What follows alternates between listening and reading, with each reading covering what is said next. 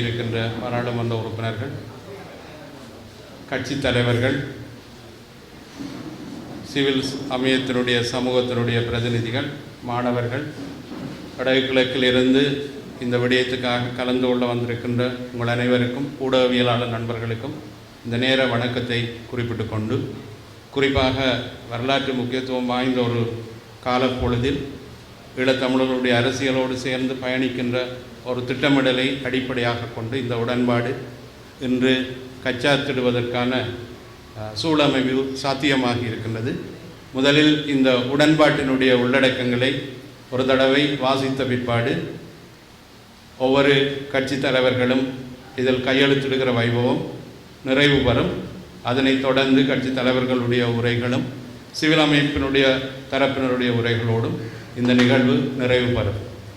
அதன் அடிப்படையில் தமிழ் தேசிய கட்சிகள், தமிழ் மக்கள் பொதுச்சபை ஆகியவற்றுக்கிடையிலே புரிந்துணர்வு உடன்படிக்கை 2024 ஈழத்தமிழ் மக்கள் இலங்கை தீவின் வடகிழக்கில் தமக்கென ஒரு மரபு வழி தாயகத்தை கொண்ட வரலாற்றுக்கு முற்பட்ட காலத்திலிருந்து வடக்கு கிழக்கு உள்ளடங்களாக இலங்கை தீவில் வாழும் தேசிய இனம் என்ற அடிப்படையில் சுயநிர்ணய உரிமையை கொண்டவர்கள். அதன் அடிப்படையிலும் பன்னாட்டு சட்டங்களின் அடிப்படையிலும் உச்சபட்ச தன்னாட்சியை கோருவதற்கான உரித்துடையவர்கள். நீண்ட வரலாற்றையும் மிக செழிப்பான பண்பாட்டையும் கொண்ட தமிழ் மக்களின் தனித்துவமான தேசிய இருப்பை சிதைக்கும் நோக்குடன் நிலப்பரப்பு ரீதியாகவும் பண்பாட்டு ரீதியாகவும் மத ரீதியாகவும் என பல்வேறு வழிகளில் இலங்கை தீவின் இன அழிப்பு நடவடிக்கைகளை ஸ்ரீலங்கா அரசினால் தொடர்ச்சியாக முன்னெடுக்கப்பட்டு வருகின்றன. தமிழ் மக்களின் நியாயமான உரிமை போராட்டம் தீவிரவாதமாகவும் பிரிவினைவாதமாகவும் பயங்கரவாதமாகவும் சித்தரிக்கப்பட்டு வருகின்றது. ஈழத்தமிழர்கள் இலங்கை தீவின் ஒரு தேசிய இனமாக இருப்பதும் கேந்திர முக்கியத்துவம் மிக்க புவிசார் அமைவிடத்தை வாழ்விடமாக கொண்டிருப்பதும் அவர்களது பிரதான அரசியல் பலமாகும் என்னும் யதார்த்தத்தின் பின்னணியில்தான் தமிழ் மக்களின் அரசியல் உரிமை போராட்டம் முதலில் பிராந்தியமயப்படுத்தப்பட்டது, பின்னர் அனைத்துலகமயப்படுத்தப்பட்டது. நடந்து முடிந்த உள்நாட்டு போரில் இனப்படுகொலை செய்யப்பட்ட மற்றும் வலிந்து காணாமல் ஆக்கப்பட்ட தமிழ் மக்களின் விவகாரத்தில் பன்னாட்டு சமூகம் காட்டி வந்திருக்கின்ற கரிசனைகளை ஸ்ரீலங்கா அரசு எந்த விதத்திலும் பொருட்படுத்துவதும் இல்லை, ஆக்கபூர்வமான நடவடிக்கைகள் எதனையும் எடுக்கவும் இல்லை. அதே நேரத்தில் முள்ளிவாய்க்காலின் பின்னரான கடந்த 15 ஆண்டுகளில் இலங்கை தீவின் தேசிய இன பிரச்சினை தீர்வு காணும் முகமாக தமிழ் மக்களின் சம உரிமை வழங்கும் அரசியல் தீர்வு தொடர்பில் எந்த ஒரு நகர்வுகளை கூட இதுவரை காலமும் முன்னெடுக்கவில்லை.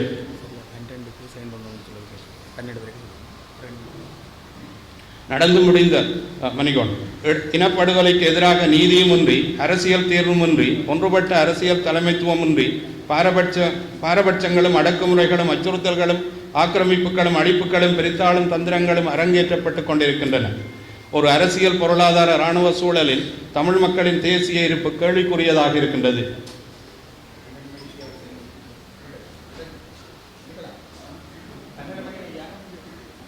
வாய்ச்சி முடித்த பிறகு ஓகே.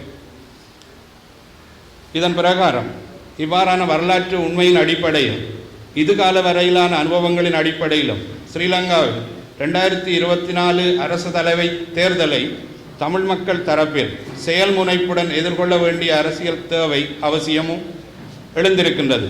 இந்த யதார்த்தத்தின் பின்னணியில் தமிழ் தேசியத்தின் மக்களை ஒன்றுபடுத்துவது என்னும் பிரதான நோக்கத்தோடு எதிர்வரும் ஸ்ரீலங்கா அரசு தலைவர் தேர்தலில் தமிழ் பொது வேட்பாளர் ஒருவரை நிறுத்துவது என்று தமிழ் தேசிய கட்சிகளும் தமிழ் மக்கள் பொதுச்சபையும் இணக்கம் கண்டுள்ளன. அத்துடன் இதனை செயல்முனைப்புடன் கையாளும் நோக்கில் பொது கட்டமைப்பு ஒன்றை உருவாக்குவதற்கான புரிந்துணர்வு உடன்படிக்கை மேற்கொள்வதென்றும் முடிவு கொண்டுள்ளன.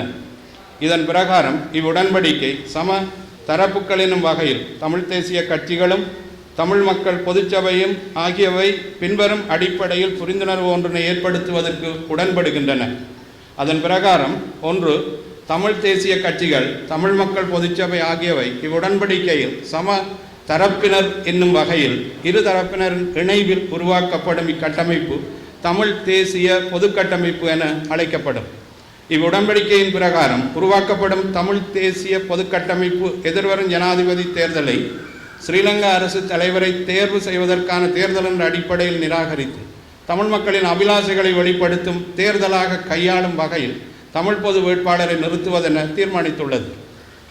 தமிழ் தேசிய பொது கட்டமைப்பானது தமிழ் பொது வேட்பாளரை தேர்ந்தெடுத்தல், தேர்தல் விஞ்ஞாபனத்தை தயாரித்தல், நிதி தொடர்பான விடயங்களை பரப்புரைகளை முன்னெடுத்தல் போன்ற அனைத்து அவசியமான செயல்பாடுகளையும் முன்னெடுப்பதற்கு நிர்வகிப்பதற்குமான துணைக்குழுக்களை தேவைக்கேற்ப உருவாக்குதல் அதிகாரம் கொண்டிருக்கின்றது.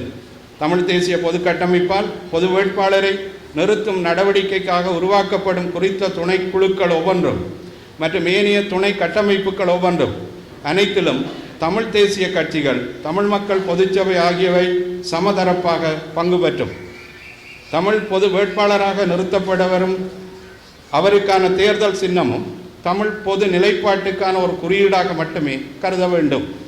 தமிழ் தேசிய பொது கட்டமைப்பானது பொது வேட்பாளரை தெரிந்தெடுப்பதுடனும் அவர் எந்த அங்கீகரிக்கப்பட்ட அரசியல் கட்சி சார்பில் உத்தியோகபூர்வமாக நிறுத்தப்படுகிறாரோ அந்த நபருடனும் அந்த கட்சியுடனும் அவசியமானதும் உகந்ததும் உன்னதமான உடன்படிக்கை தனித்தனியே நிறைவேற்றி கொள்ள வேண்டும்.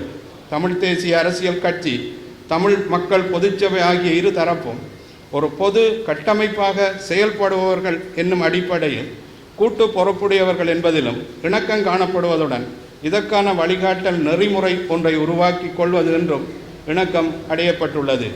தமிழ் தேசிய நிலைப்பாட்டில் உடன்பாடுள்ள ஏனைய கட்சிகள் தமிழ் பொது வேட்பாளர் நிலைப்பாட்டை ஏற்றுக்கொண்டு பொது கட்டமைப்புடன் இணைந்து பயணிக்க முன்வரும் போது அவர்கள் உள்வாங்கிக் கொள்வதற்கென்றும் இணக்கம் காணப்பட்டுள்ளது.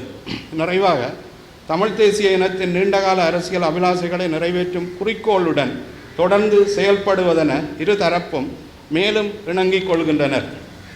இப்புரிந்துணர்வு உடன்படிக்கையானது தமிழ் தேசிய அரசியல் கட்சிகள், தமிழ் மக்கள் பொதுச்சபை ஆகியவற்றுக்கிடையிலே 2024 ஆண்டு ஜூலை மாதம் 22ஆம் தேதி அன்று யாழ்ப்பாணத்தில் அமைந்துள்ள தந்தை செல்வா கலையரங்கில் கைச்சாத்திடப்படுகின்றது. நன்றி. இதனுடைய பிரகாரம் முதலில் இந்த ஒப்பமிடும் செயல்பாடு ஆரம்பிக்கின்றது.